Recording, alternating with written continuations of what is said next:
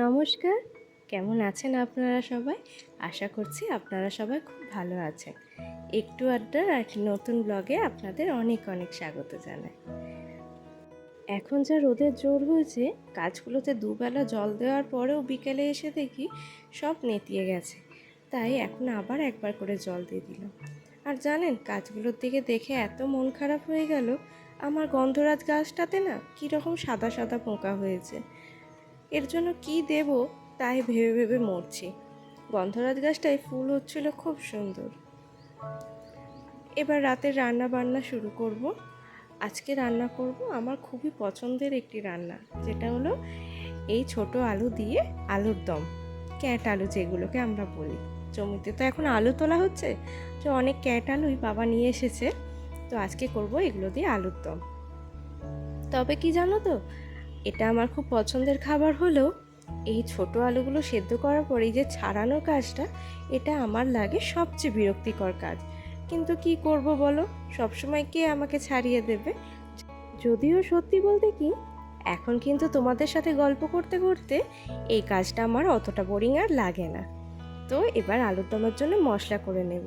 জানো তো, আমি এটা একদম নিরামিষভাবে করব। তোমরা চাইলে কেউ আমিষভাবেও করতে পারো। আসলে আমি পেঁয়াজ রসুন দেবো না, রাতের তরকারিতে এমনিতেই আমি একটু কম পেঁয়াজ রসুনই ব্যবহার করি।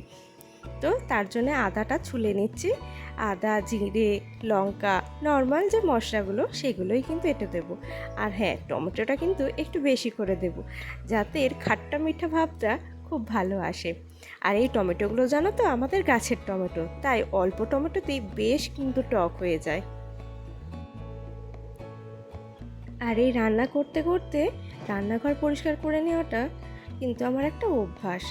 আর এই অভ্যাসটার জন্যই না আমার রান্নাঘর সবসময় খুব একটা অপরিষ্কার থাকে না। রান্নার মাঝে মাঝে আমি মোটামুটি সব কিছুই পরিষ্কারটা করে নিই। তো দেখো, কড়াইয়ে তেল দিয়ে দিয়েছি। তেলে দিয়ে দিয়েছি অল্প একটু ফোড়ন। যেহেতু আমার এখানে শ্বশুরবাড়িতে বিশেষ করে আমার বর পাঁচফোড়ন একদমই খেতে চায় না, তাই পাঁচফোড়নটা আমি এখানে দিতেই পারি না। তাই দিয়েছি অল্প একটু কালো জিরে। এমনকি সে জিরে ফোড়নটাও খেতে চায় না, মুখে তার জিরে লাগলে তার নাকি বমি পায়। ভাবুন তো কী অবস্থা। আর এই রান্না করতে করতে এই যে খুচরো বাসনগুলো হয় ছোটোখাটো, সেগুলো আর জমিয়ে রেখে দিই না, সেগুলো এই পাশে বেসিনেই ধুয়ে নিই। এতে করে আমার সময়ও হয়ে যায় সাশ্রয়। আর পরে এই এক গাদা বাসন একবারেও ধুতে হয় না। এই যা সন্ধ্যের সময় চা টা খাওয়া হয়েছিল তারই বাসনপত্রগুলো রয়েছে। আর এই বেসিনটাও কিন্তু যতবার আমি রান্না করি ততবারই একবার করে পরিষ্কার করে নিই। তাতে কি বলুন তো, এগুলো থাকে খুবই পরিষ্কার। আর যত পরিষ্কার পরিচ্ছন্নভাবে থাকবে, দেখবেন রান্নাঘরে রান্না করতেও অনেক ভালো লাগবে। এদিকে আমি আলুর দমটা কষাতে দিয়ে দিয়েছি, এটা এখন কষছে। দেখে নিশ্চয়ই বুঝতেই পারছেন কতটা তেল ছেড়ে দিয়েছে। তেল ছেড়ে দেওয়া মানেই বুঝতে হবে রান্নাটা কিন্তু একদম কষানো হয়ে গেছে। আমি কিন্তু এর মাঝে একবার একটু জল দিয়ে দিয়েছিলাম, কারণ ওদিকে কাজ করতে গিয়ে মনে হচ্ছিল তলাটা একটু ধরে যাচ্ছিল। এরপরে পরিমাণ মতন বাকি জলটা দিয়ে দিলাম। চলুন আপনাদের আজকে দেখায়, আমার ব্যাগের কালেকশানে চলে এসেছে আবার একটা নতুন ব্যাগ। আর এই ব্যাগের প্রতি না আমার অসম্ভব একটা টান আছে। ব্যাগ আমার যতই থাক, আমার তবুও ব্যাগ কিনতে খুব ইচ্ছা করে। আসলে এই ব্যাগটা আমার বরকে দিয়েছে তার অফিস থেকে। তো এটা তার মনে হয়েছে এটা লেডিস ব্যাগ টাইপের, সেই জন্য সে আমাকে দিয়ে দিয়েছে। তো দেখুন ব্যাগটা কেমন হয়েছে। কোথাও ঘুরতে গেলে মোটামুটি একটা ছোট জলের বোতল, ছাতা আর ফোনটা রাখাই যাবে, আর তার সাথে পার্স। আমার কিন্তু বেশ পছন্দ হয়েছে। তো তার মাঝেই চলে এসেছি এবার বাসনগুলো যেগুলো সকালে মাজা ছিল সেগুলো উবুর দেওয়া হয়নি, এগুলো এবার এখানে উবুর দিয়ে দেব। আর ছোটোখাটো এই বাটি ঘুটিগুলো না একদম সময়ে পাওয়া যায় না। জানি না তোমাদের সাথে হয় নাকি, আমার সাথে কিন্তু এরকমই হয়।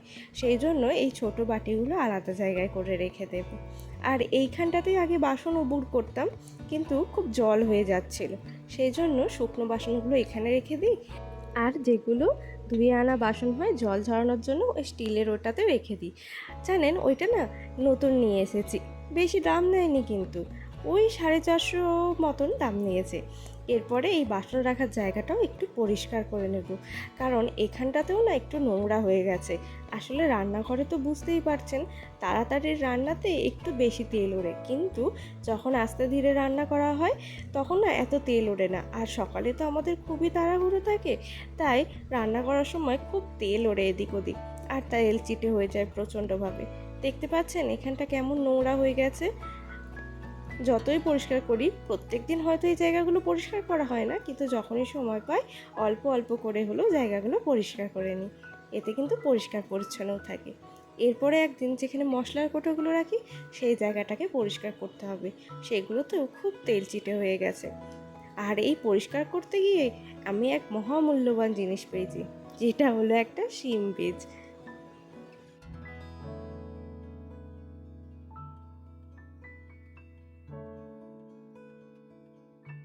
রান্না করার মাঝে মাঝে এইভাবে অল্প বিস্তর পরিষ্কার করে নিলে না সময়ের কিন্তু খুব সাশ্রয় হয়। আপনারাও এইভাবে করে দেখবেন। আর এদিকে আমার আলুর দম একদম তৈরি হয়ে গেছে, দেখতেই পাচ্ছেন। খেতে হয়েছিল কিন্তু খুব সুন্দর। আসলে এইটা তো আমিও খুব ভালো পছন্দ করি, তাই জন্য আমার লেগেছিল খুবই ভালো। একদম টক টক ঝাল ঝাল আর মিষ্টি মিষ্টি। তো এরপরে যেহেতু সবাই রুটি খাবে না, আর এই আলুর দম দিয়ে তো আর ভাত খাওয়া যাবে না, আর আমার বর রাতে একদমই রুটি খেতে চায় না। রুটি খেলে নাকি তার পেট ভরে না, তাই তার জন্য এই দুটো বাটা মাছের ঝাল করে দেব। তো তার জন্য মাছটা আগেই ভেজে নিয়েছি, কিন্তু আর এই দুটো মাছ ভাজার জন্যে আমি একটু বেশি পরিমাণে তেল দিয়ে ফেলেছি।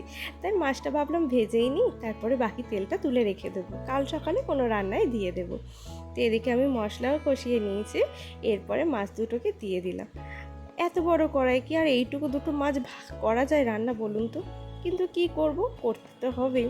আজকে আমরা তিনজনেই রুটি খাবো, রুটি আর আলুর দম। না না না, আজ তো রুটি না, আজ হবে পরোটা। দেখেছেন, একদম ভুলে গেছি। আসলে ভিডিওটা তো পরে এডিট করতে বসেছি, আর ভুলেই গেছিলাম যে সেদিনকে কি খেয়েছিলাম। দেখেছেন পরোটাগুলো কত সুন্দর ফুলছে। ননস্টিকের তাওয়াতে পরোটা করে দেখেছি, কিন্তু এই তাওয়াতে না পরোটা হয় অনেক সুন্দর। আবার লোহার তাওয়াতে করলে এর রঙটা হয় আরও সুন্দর। তো আমার রান্না বান্না একদম কমপ্লিট, চলুন এবার সার্ভ করে দিই। আর আজকের ব্লগটা এখানেই শেষ করছি। কেমন লাগলো অবশ্যই জানাবেন, ভালো লাগলে একটা লাইক করে দেবেন, আর কমেন্ট করতে ভুলবেন না। দেখা হবে আবার একটা নতুন ব্লগে।